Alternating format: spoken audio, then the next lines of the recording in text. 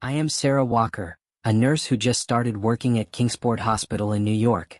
This is an old hospital with a historic atmosphere and long hallways that are always quiet at night. My shift lasts 12 hours from 7 p.m. to 7 a.m. At first, I didn't believe the strange stories my colleagues often told about this hospital. But after spending a few nights here, I began to feel that there was an energy in this place that I couldn't explain. On quiet nights, especially after 3 a.m., the hospital feels completely still. All you can hear is the beeping of machines and the soft footsteps of staff patrolling the hallways. Even though I work in the pharmacy, I always feel like there's someone standing right behind me. The smell of disinfectant also appears strangely in the hallways, but when I turn around, there's no one there. One night, I was working in the surgical ward, and as usual, everything was quite calm. But suddenly, I heard the sound of leather shoes on the floor, the rhythm clear and steady. When I turned around, no one was there. However, I couldn't shake the feeling that someone was watching me. That feeling grew stronger when I remembered the stories my colleagues had told me about Nurse Abigail, a nurse who passed away in the 1960s but still appears in the hospital at night to help both patients and staff. Everything became clear one night when I was checking on a patient's room. I saw a nurse in an old white uniform wearing a white cap, standing beside the bed of Mr. Johnson, an elderly patient who had just undergone heart surgery. She wasn't alive.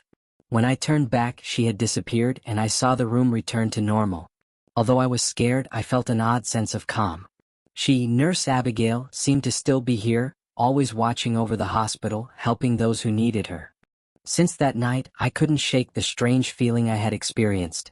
Even though I tried to focus on my work, I couldn't avoid the feeling that Kingsport Hospital was somehow different at night, something I couldn't quite understand.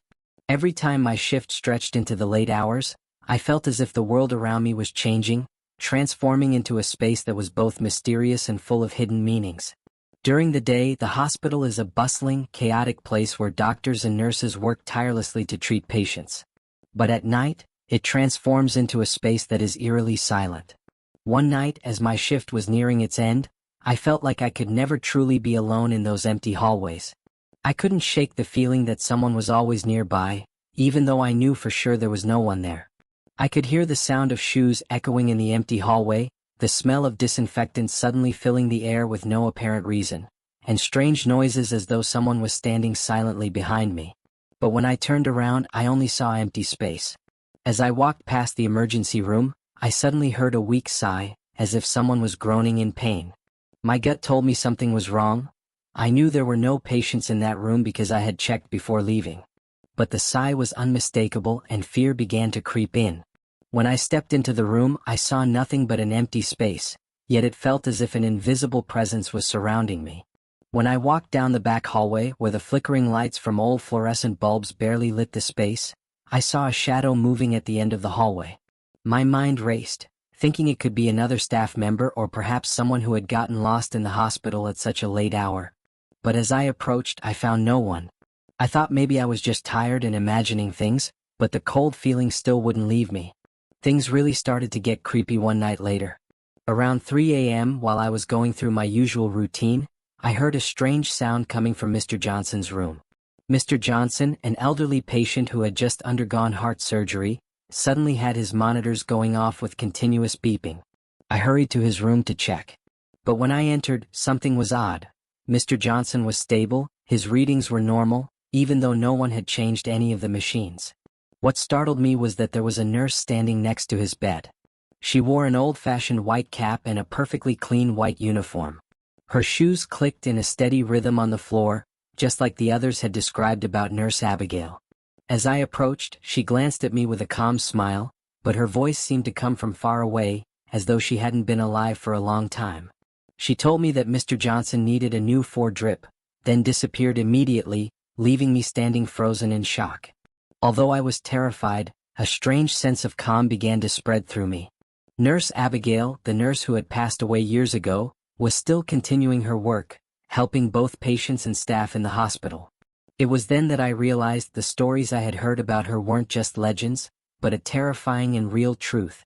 I went back to the nurse's station and told Eliza what had happened. She just smiled softly as if she already knew this would happen.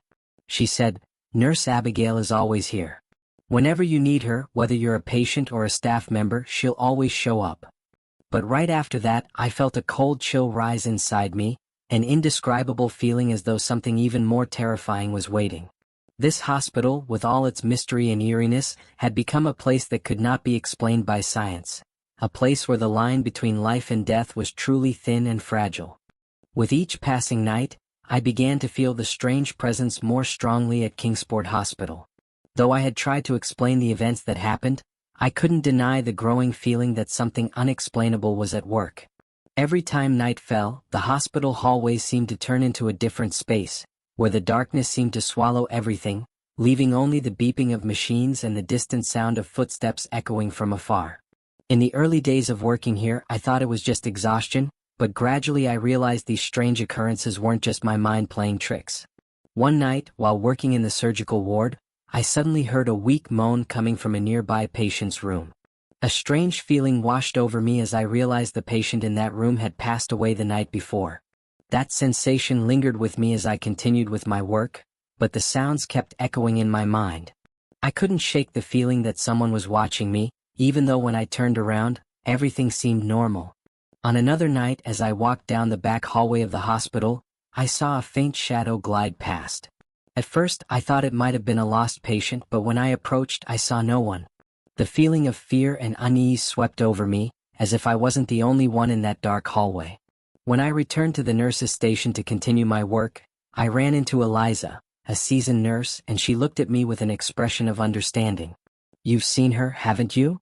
Eliza said, her voice gentle but full of truth. "You've seen Nurse Abigail." That statement left me frozen.